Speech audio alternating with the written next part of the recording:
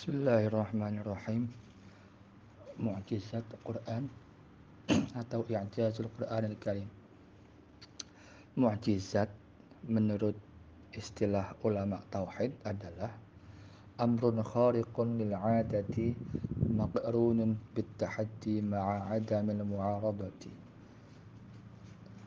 Hal luar biasa yang dibarengi dengan sebuah tantangan bersamaan tidak adanya penentangan, alias tidak mampu lagi ditolak. Jadi secara umum menurut pengertian di atas, mukjizat itu bisa mencakup mukjizatnya nabi dan para rasul secara keseluruhan. Nah, kejadian luar biasa ini atau sesuatu yang luar biasa ini jika pada nabi dan rasul itu dinamakan mukjizat. Ada kejadian luar biasa lain yang tidak terjadi pada rasul tapi juga bisa dilakukan atau dialami oleh orang di bawah rasul. Itu namanya beda-beda. Nah, ada yang namanya karomah. Jika itu dilakukan oleh sebagian para wali Allah yang bertakwa, yang memiliki kebaikan-kebaikan. Tapi syaratnya tadi, itu harus bertakwa. Kalau yang melakukannya adalah orang-orang yang tidak punya keimanan kepada Allah, itu namanya sihir. Jadi kalau karomah itu orang yang melakukannya itu bukan orang yang mengaku nabi, bahkan ya manusia biasa. Nah, kalau sihir tadi itu tidak mukjizat, tidak karomah, hanya itu adalah keajaiban-keajaiban atau keanehan-keanehan yang terjadi pada seseorang. Nah, jika sihir itu yang melakukannya adalah orang-orang fasik dan orang-orang yang bermaksiat kepada Allah, orang-orang yang taat kepada syaitan dan mendekatkan diri kepada syaitan dengan cara kekufuran dan maksiat-maksiat lainnya. Tapi semuanya sama-sama aneh. Tapi yang jelas yang sama-sama di luar kebiasaan. Tapi yang jelas perbedaan antara ketiganya itu sangat-sangat jelas. Mukjizat secara umum itu dibagi menjadi dua.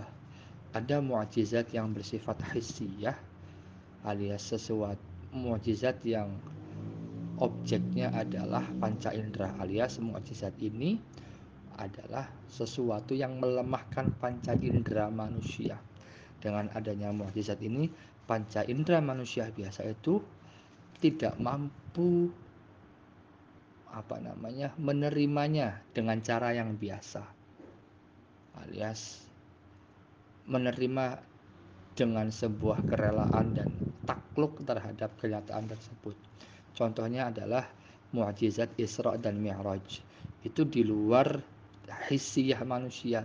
Bagaimana seseorang seperti Nabi Muhammad itu Mi'raj ke langit, ke Sidratul Muntaha tanpa alat apapun. Itu secara fisik biasa itu kan tidak mungkin. Nah, begitu juga insyiqaqul qamar, peristiwa terbelahnya bulan oleh Rasulullah, juga memancarnya air dari jari-jari Nabi Muhammad. Dan juga Nabi Muhammad punya keistimewaan pada suatu ketika menyuguhi tamu dengan makannya sedikit padahal tamunya banyak, dan itu mencukupi. Juga misalnya Nabi Musa punya mukjizat dengan tongkatnya bisa berubah menjadi ular, kemudian bisa memecah batu dan mengeluarkan air, kemudian bisa membelah lautan ketika dikejar-kejar Fir'aun. Begitu juga Nabi Isa misalnya bisa menghidupkan orang mati dan seterusnya. Itu mukjizat tersebut itu melemahkan fisiknya manusia biasa. Alias ketika ada mukjizat, ada yang dilemahkan orang yang menyaksikan mukjizat tersebut. Yang kedua, mukjizat akliyah. Mukjizat akliyah itu artinya mukjizat yang sasarannya adalah akal manusia, yaitu ketika mukjizat ini terjadi, akal manusia tidak mampu menjangkaunya alias lemah. Contoh dari akliyah ini adalah seperti berita-berita tentang sesuatu yang gaib. Itu kan tidak bisa dijangkau akal. Begitu juga Quran. Quran itu mukjizat akliyah. Akalnya orang selain orang, manusia semuanya itu tidak bisa membuat sesuatu seperti Al-Quran. Begitu juga dikabulkannya doa. Ketika ada seseorang doanya terkabul karena suatu keadaan yang menghimpit dia, kemudian dia berdoa dan dikabulkan oleh Allah, itu kan sesuatu yang hampir mustahil tapi terjadi. Pakai logika tidak bisa, tapi dikabulkan oleh Allah. Itu mukjizat akliyah. Nah, mukjizat Quran itu adalah mukjizat paling besar di dunia ini. Di alam semesta ini mukjizat paling besar adalah Al-Quran. Bahkan ketika Al-Quran ini turun misalnya, orang-orang kafir itu menentang sekaligus menantang. Bahkan makanya Al-Quran kemudian menjawab. Ketika orang-orang yang tidak terima hadirnya Al-Quran dan agama Islam ini, Al-Quran menjawab dengan am yaquluna taqawwalahu bal la yu'minun falyatu bihaditsin mislihi in kanu shadiqin. Surah At-Tur ayat 33 dan 34. Yang mereka katakan itu apa gitu loh. Bahkan mereka nggak beriman. Coba bikinlah sesuatu yang sama dengan Al-Quran. Kalau mereka benar-benar orang yang jujur. Nah, bahkan secara lebih detail, Al-Quran menantang orang-orang yang tidak iman itu, am yaqulu naftarahu qul fa'tu bi 'ashri suwarin mislihi muftarayat wad'u man istata'tum min dunillahi in kuntum shadiqin fa in lam yastajibu lakum fa'lamu annama unzila bi'ilmillah wa an la ilaha illa huwa fahal antum muslimun. Tidakkah yang mereka katakan itu adalah sesuatu yang dusta? Coba katakan Muhammad, buatlah 10 surah saja yang sama. Jadi ayat ini menceritakan tentang bagaimana Al-Quran menantang orang-orang yang berdusta itu dengan membuat 10 surat saja yang sama seperti Al-Quran. Bisakah mereka orang-orang yang menyembah selain Allah itu membuktikannya? Kalau bisa, dan kalau mereka adalah orang-orang yang jujur. Kalau tidak bisa, ketahuilah bahwa Al-Quran ini diturunkan dengan ilmunya Allah. Nah, kemudian setelah ditantang 10 surah ini, mereka malah tidak bisa. Ya udah turun. Am yaqulu naftarahu qul fa'tu bi suratin mithlihi wad'u man istata'tum min dunillahi in kuntum shadiqin. Ketika 10 surah tidak bisa, coba bikin satu surah. Kata Al-Quran di surah Yunus. Kalau yang yang satu surah tadi di surah Hud ayat 13 dan 14. Kalau yang ini surah Yunus ayat 38. Tidak bisa. Tidak bisa membuat sesuatu. Satu surah tidak bisa. Bahkan qul la in ijtama'atil insu wal jinnu ala ay ya'tu bimithli hadzal qur'ani la ya'tuna bimithlihi walau kana ba'duhum li ba'din dhahira. Bahkan Al-Qur'an juga pernah menantang mereka, bahkan sampai mengatakan kalau saja manusia dan jin itu berkumpul di seluruh dunia ini, di seluruh alam semesta ini, untuk membuat sesuatu yang sama dengan Al-Quran, mereka tidak akan bisa membuat yang sama meskipun saling membantu. Akhirnya yang terakhir sekali bahwa Al-Quran itu menantang orang yang tidak mempercayainya dengan satu ayat terakhir tentang coba bikin satu ayat saja. Wa in kuntum fi raibin mimma nazzalna ala 'abdina fa'tu bi suratin min mislihi wad'u syuhada'akum min dunillahi in kuntum shadiqin. Maaf, ini masih satu surat. Fa illam taf'alu wa lam taf'alu fattaqun nar allati waquduha an-nas wal hijarah u'iddat lil kafirin. Ini tidak bisa. Coba kalau kalian masih ragu, coba dibuat satu surah dan ternyata nggak bisa. Nah, ini yang memang bahwa Al-Quran itu mukjizat akliyah yang orang yang menentangnya itu tidak bisa, lemah ketika ditantang untuk membuat sesuatu yang sama. Al-Quran itu diturunkan dengan bahasa Arab, di, di, dipertentangkan oleh orang-orang Arab yang katanya waktu itu dengan bahasa yang paling tinggi, justru mereka tidak mampu untuk membuat sesuatu yang sama dengan aspek mukjizat Al-Quran. Al-Imam Al-Qurtubi rahimahullah mengatakan bahwa aspek i'jazul Quran itu ada 10. Yang pertama, Quran itu menghadirkan sistem yang inovatif yang menyelisihi setiap atau yang berbeda dengan setiap sistem kehidupan yang sudah ada atau sistem yang sudah ada, entah itu bagi orang Arab atau selain Arab, terutama maaf, bukan sistem tapi susunan, bahwa susunan bahasa Arab yang begitu indah itu kemudian ketika Al-Quran itu datang, justru Al-Quran itu bahkan mengalahkan sastra tertinggi yang ada pada saat itu. Bahwa Al-Quran misalnya turun dengan surah, misalnya diawali dengan Hamim, itu yang tidak pernah terpikirkan oleh orang-orang Arab. Nah, yang kedua, aspek i'jaz yang kedua adalah bahwa Al-Quran itu memiliki gaya bahasa yang berbeda dengan seluruh gaya bahasa Arab yang pernah ada. Yang ketiga, kefasihan yang tidak bisa diucapkan oleh makhluk.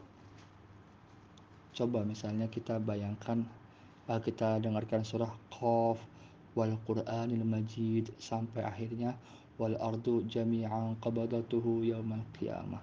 Susunan-susunan indah ini tidak bisa dibuat oleh manusia, tidak bisa sefasih yang pernah Al-Quran buat. Tidak ada yang bisa menyamainya. Zarni wa man khalaqtu wahida, dan seterusnya.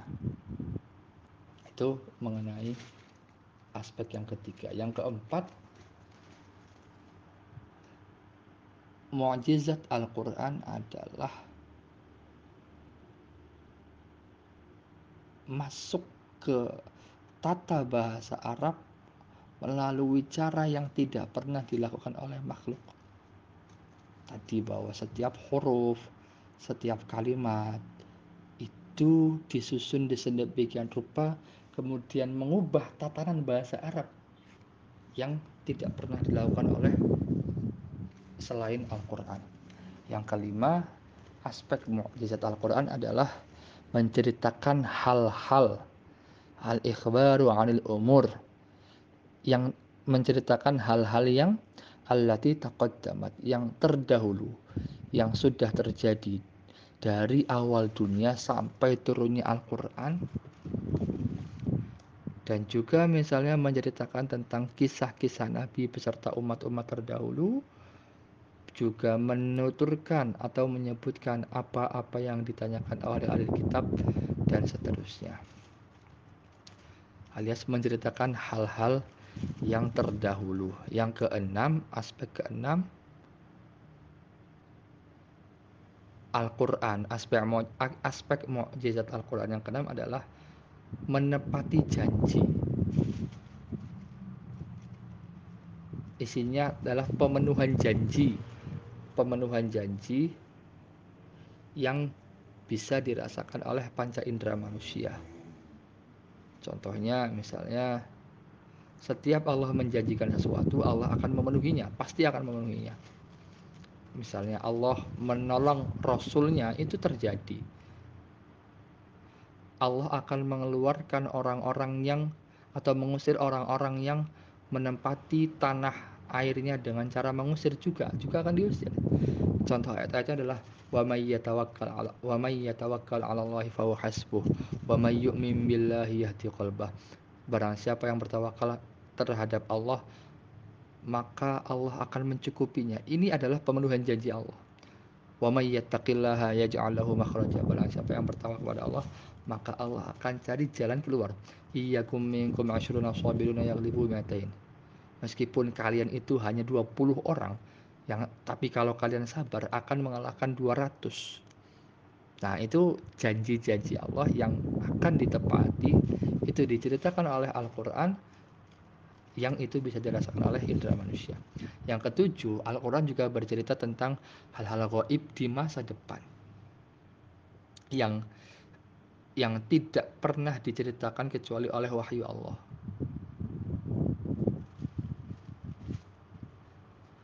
Bahwa misalnya Nabi itu dijanjikan oleh Allah bahwa Nabi akan menampakkan agamanya, mengalahkan agama-agama lain dengan hak yang dibawa oleh Nabi. Huwallazi arsala rasulahu bil huda wa dinil haqqi liyudhhirahu 'ala dini kullihi walau karihal kafirun.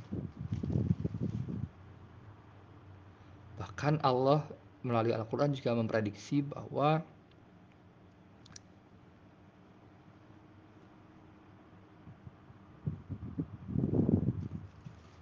pada suatu masa ketika Abu Bakar menjadi khalifah, ketika mengirim pasukannya, Abu Bakar menyebutkan satu ayat yang dijanjikan oleh Allah bahwa mereka akan ditolong.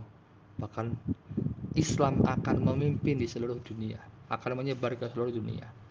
Misalnya, wa'adallahu alladhina amanu minkum wa 'amilus solihati la yastakhlifannahum fil ardi kama istakhlafal ladzina min qablihim. Contoh lagi misalnya alif lam mim ghulibatir rum fi adnal ardi mim wa hum min ba'di ghalabihim sayaghlibun. Berita tentang Romawi akan takluk pada suatu saat, dan setelah mereka takluk mereka juga akan menaklukkan bangsa-bangsa lainnya. Dan itu terjadi kemudian.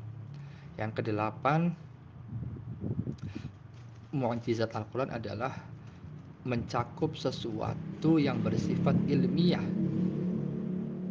yang terjadi pada kehidupan manusia.